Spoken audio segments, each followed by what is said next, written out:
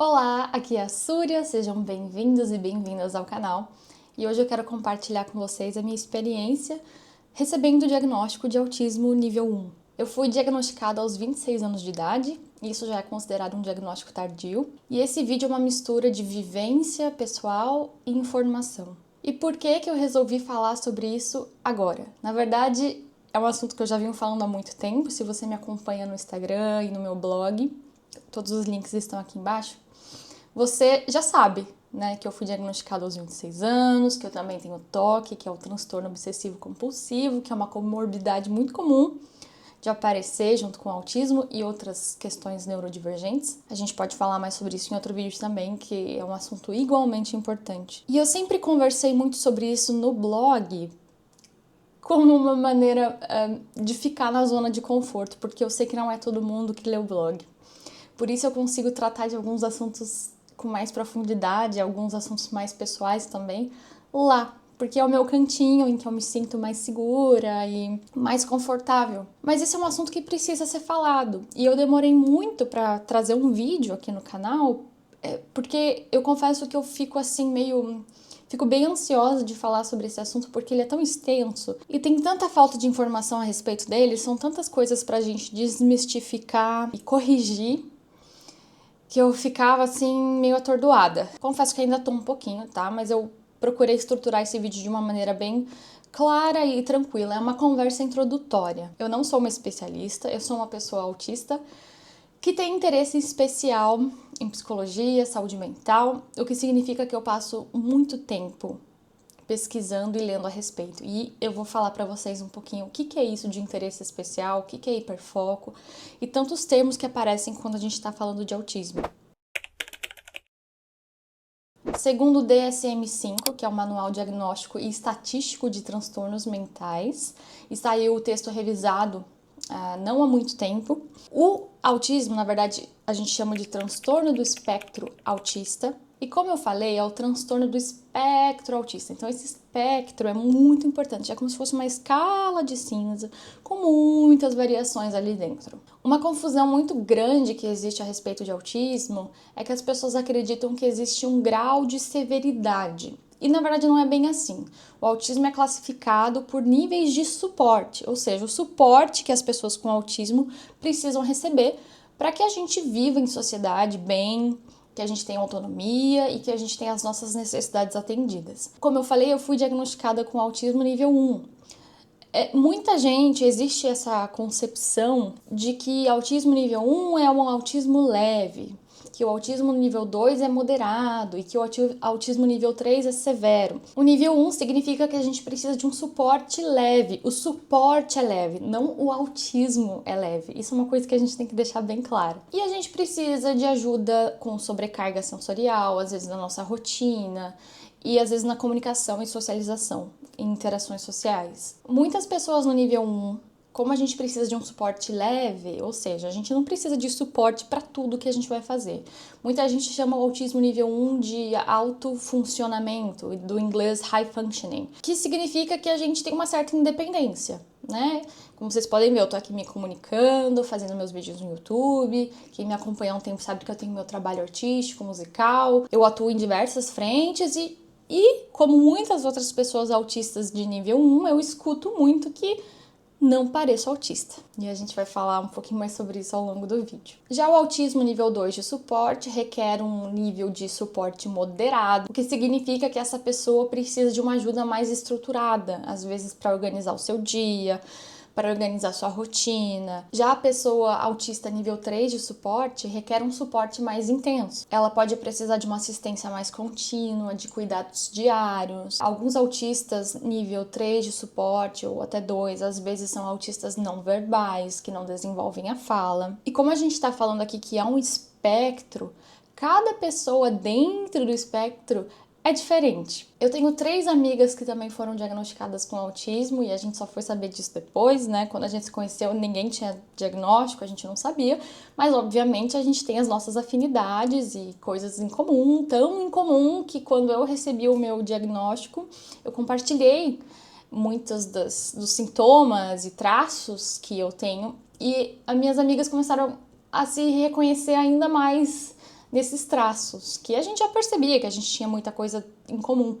Mas quando o meu diagnóstico veio, elas também começaram a se questionar, mas será que eu sou autista também? É por uma série de dificuldades e traços que elas apresentavam. E no fim, de fato, sim, elas eram autistas, receberam seus diagnósticos, feitos com profissionais qualificados. Eu ia falar que é muito curioso que meus amigos próximos, os poucos amigos que eu consegui fazer na vida, também são autistas, mas na verdade não tem nada de curioso, porque a gente tem afinidade, a gente tem semelhanças, né?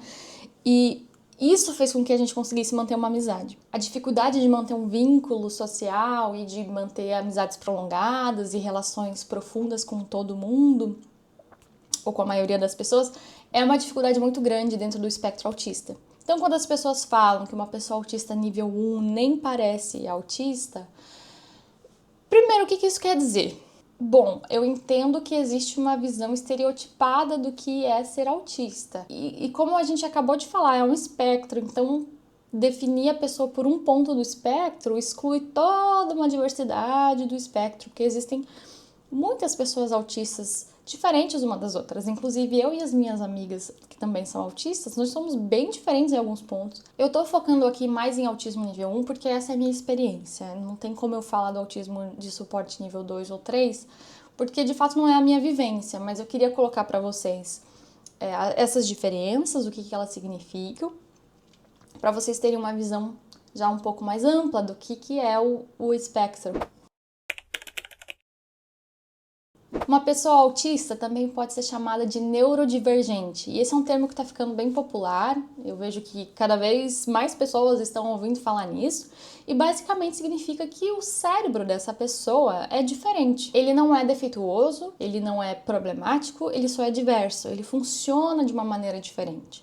Pessoas com TDAH são neurodivergentes, com outros transtornos mentais também. Então, quando o cérebro apresenta essa diversidade, esse funcionamento fora da norma, é um cérebro neurodivergente. Então, nós, pessoas autistas, pessoas com TDAH e outras questões, nós somos chamados de neurodivergentes.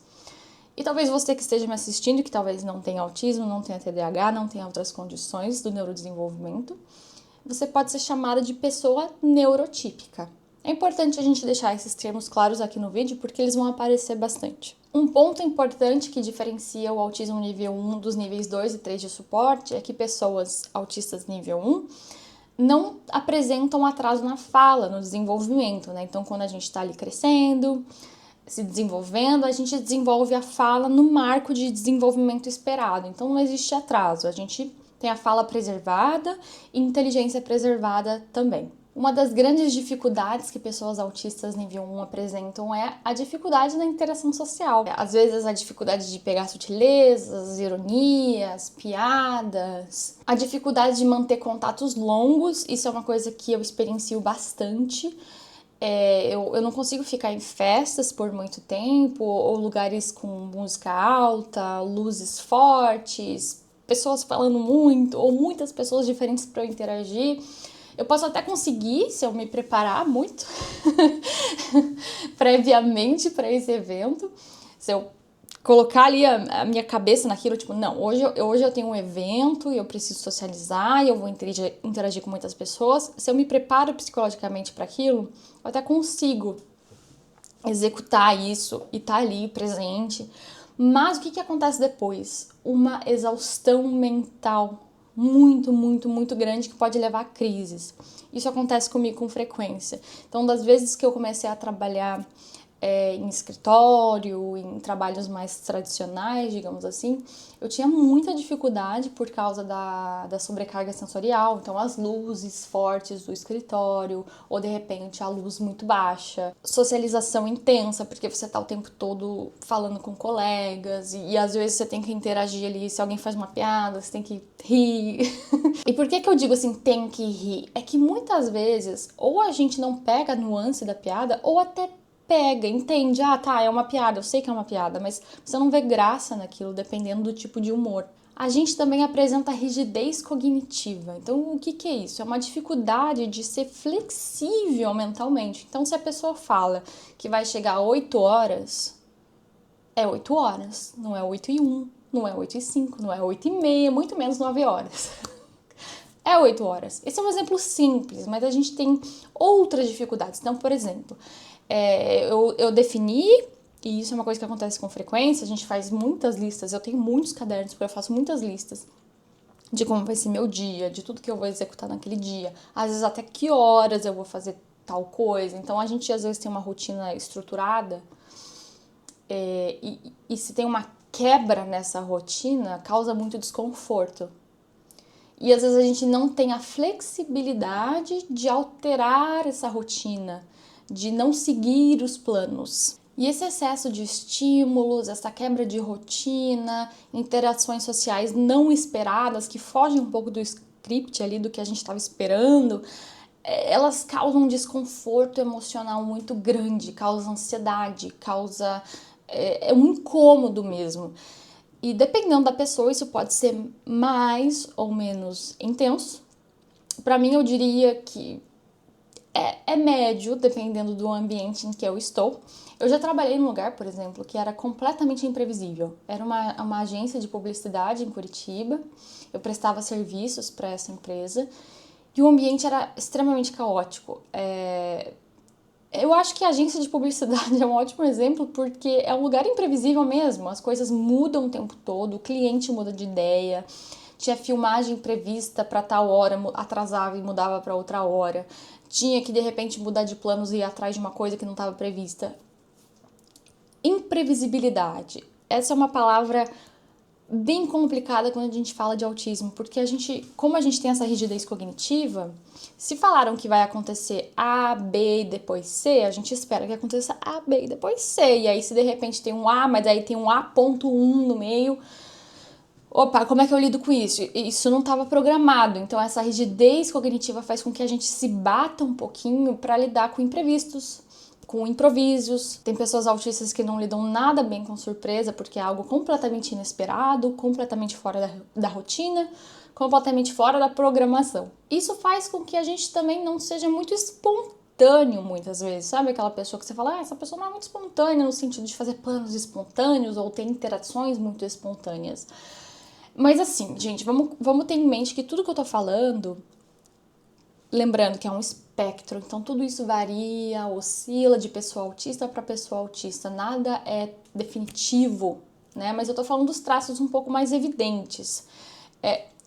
Na verdade é engraçado falar evidente, porque principalmente no autismo nível 1 de suporte, esses traços podem ser muito sutis e podem ser muito internos. Às vezes está tudo isso acontecendo, né? A gente tá todo desregulado emocionalmente, tá tendo sobrecarga sensorial, aí de repente muda um plano ali, uma pessoa que você não conhecia chega, tem uma interação diferente que você foge do teu cotidiano, surge um compromisso que não estava previsto, isso tudo deixa a gente num estado de estresse e ansiedade que eu vou ficando até tensa. Então muitas vezes isso está acontecendo dentro da gente e por fora a gente tá assim, sorrindo, falando, não, tá tudo bem, tá tudo certo. Isso significa que somos pessoas falsas? Não. Tem um nome para isso. Se chama masking. Interrompemos essa programação para você assistir a parte 2, porque essa conversa ficou longa.